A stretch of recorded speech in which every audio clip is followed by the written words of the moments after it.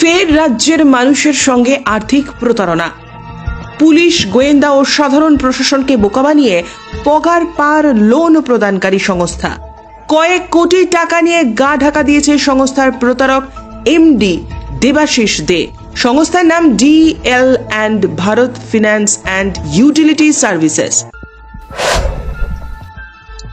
সম্প্রতি DL and Bharat finance and utility services নামক একটি সংস্থা রাজধানীর আমতলী থানার নিমবাগস্থিত সায়েন্স সিটি লাগোয়া এলাকায় ঝাঁপ খুলে বসেছিল। সাধারণ মানুষকে লোন প্রদান করে দেওয়ার প্রতিশ্রুতি দিয়েছিল সংস্থাটি। তার জন্য নিয়োগ করেছিল বেশ কয়েকজন কর্মী। তারাই মূলত ফিল্ডে কাজ করত। মানুষকে লোন দেওয়ার কথা বলে তাদের কাছ থেকে অগ্রিম বাবদ টাকাও নিয়ে আসতো। মানুষ লোন পাওয়ার লোভে দু হাত খোলে টাকাও দিতে থাকে, আর তাতেই কেল্লা ফতে সংস্থার এমডি প্রতারক দেবাশিসদের। সংস্থার এই কর্মপদ্ধতি সম্পর্কে বিস্তারিত জানিয়েছেন কর্মী মনোজ দত্ত। আমার নাম মনোজ দত্ত। আমি একটা ডিএল ভারত ফাইন্যান্সে ইউনিটি সার্ভিস করে ফাইন্যান্স ব্যাংক, আমি এখানে জব করতাম।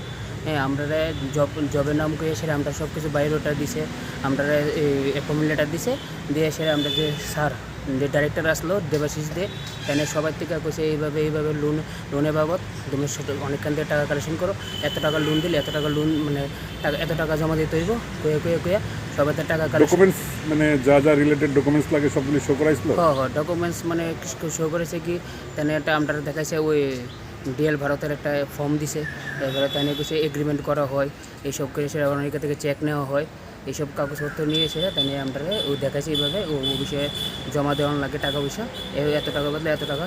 তা আমরা কী করছি এতদিন তো অভিযোগ। সংস্থার কর্মচারী মনোজ দত্তের অভিযোগ, গত নভেম্বর মাসে হঠাৎ করে MD Debashis De L and Bharat finance and utility সার্ভিসেসের ঝাঁপ বন্ধ করে দেন। তিনি কাউকে লোন দিতে পারবেন না বলে জানিয়ে দেন এবং নিজেকে দেউলিয়া ঘোষণা করে আমতলী থানার দ্বারস্থ হন। চলতে আছে হঠাৎ করে নভেম্বর মাসে অনেক ঘটনা হয়েছে। নভেম্বর মাসে তাহলে আস্তে আস্তে অনেকে টাকা, কিছু মানুষের টাকা দিছে, কিছু মানুষের টাকা দিছে, লোন দিব করে দিতেছে না। হঠাৎ করে একদিন কী ঘটনা হইলো, তাহলে হঠাৎ করে থানা দেয় বসছে। হ্যাঁ, টাকা দিব সে অনেকে টাকা দেনা করে হঠাৎ করে থানা দিয়েছিল। এবার আমরা থানায় দিয়ে গেলাম, তাহলে আমার কাছে টাকা পয়সা নাই, আমরা কোনো কিছু নেই, তাহলে অনেকে সবাই টাকা পয়সা দিত না বলে কইতেছে। তাই আমরা তো অনেক কাস্টমার আমরা চালাইতেছি, কাস্টমার বলেছে তোমার মাধ্যমে দিছি, তুমি তো জমা দিছে, অনেকে আমরা অনলাইনে তার জমা দিছে, অনেকে ক্যাশে জমা দিছে। আপনি ব্যক্তিগতভাবে কত টাকা দিচ্ছেন? আমি ব্যক্তিগতভাবে 75 লাখ টাকা মতন দিয়েছি, মানে কালেকশন করে। সেটা কীভাবে? যেমন লোনের বাবদ তাহলে কইছে 10 লাখ টাকা দিব, 10 লাখের দেবেন 44,000, কোনো সময় 48,000, আবার 19 লাখ টাকা দিব, 19 লাখে কইছে 70,000। পেমেন্টের প্রসেসটা কীরকম ছিল? পেমেন্টের প্রসেসটা ছিল অনলাইনে হয়, অনেক সময় ক্যাশে দেওয়া হয়েছে। মনোজ দত্তের কথায় এই ঘটনার পর তারাও স্তম্ভিত হয়ে যান। মানুষের কাছ থেকে লোন দেওয়ার কথা বলে ধাপে ধাপে মোট 4 কোটি টাকার অধিক সংগ্রহ করেছিল কর্মীরা।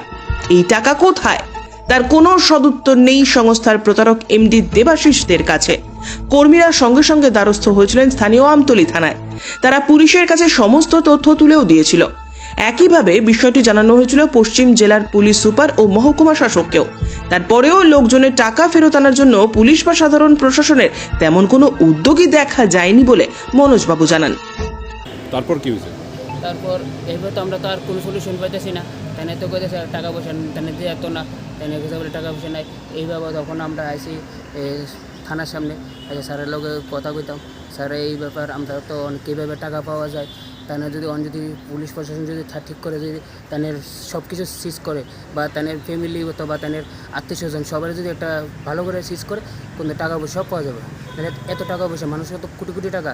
আমি তো শুধু একটা না, আমার লোক অনেক স্টাফ আছে, তারাও জমা দিছে, অনেকে পাইছে অনেকে পাইছে না। এইসব করলে অনেক টাকা কত টাকা হইতে পারে? মিনিমাম তো 3-4 কোটি টাকার উপরে হতে পারে। পুলিশকে 1 টাকা পাইছে না? এখন অব্দি কি খবর আছে? না, এখন পর্যন্ত পুলিশের কাছে তাদের কাছে কিছু নাই বলে, তাদের কাছে তো তাদের কাছে এখন কিছু নাই। তারা বলে সিজ করে, আমরা তো ডিএম সবখানে জমা দিছি, তারাও গিয়ে চেক করছে, তাদের কাছে কিছু নাই, তাদের বলে কোনো সম্পত্তি নাই, এই কথা কইছে কি।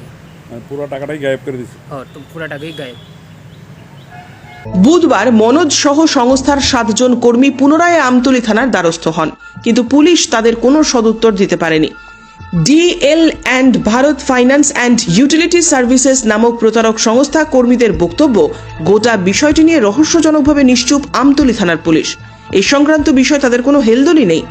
সংস্থার প্রতারক এমডি দেবাশিস দেকে গ্রেপ্তারের জন্য কোনো ব্যবস্থা নেয়নি থানার পুলিশ। পুলিশের দুর্বলতার কারণে কোটি কোটি টাকা আত্মসাৎ করেও বহাল তবিয়তে আছে দেবাশিস দে। চিটফান্ড কোম্পানিগুলো বছরের পর বছর রাজ্যের মানুষের সঙ্গে প্রতারণা করেছে। সাধারণ মানুষের কষ্টার্জিত অর্থে তারা ভোগ বিলাস করেছে। সর্বশান্ত হয়েছেন সাধারণ মানুষ। তারপরেও এই ধরনের সংস্থা থেকে মানুষ বিরত থাকতে পারছেনই না। লোভে পড়ে অতিরিক্ত সুদের আশায় আমানত জমা করছেন, আবার মোটা অঙ্কের লোন পাওয়ার আশায় অগ্রিম দিচ্ছে টাকাও। আমজনতার এই অজ্ঞতার সুযোগ নিয়ে বিভিন্ন ভুঁইফোর ধান্দাবাজ কোম্পানির ঝাঁপ খুলে বসেছে এবং মানুষের পকেট লুট করছে। তাতে কি?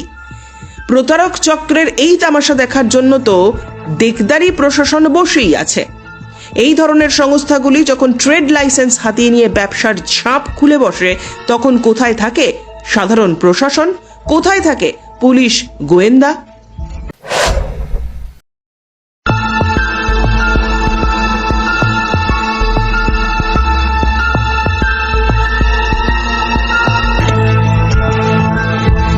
Bureau report, JM24 news.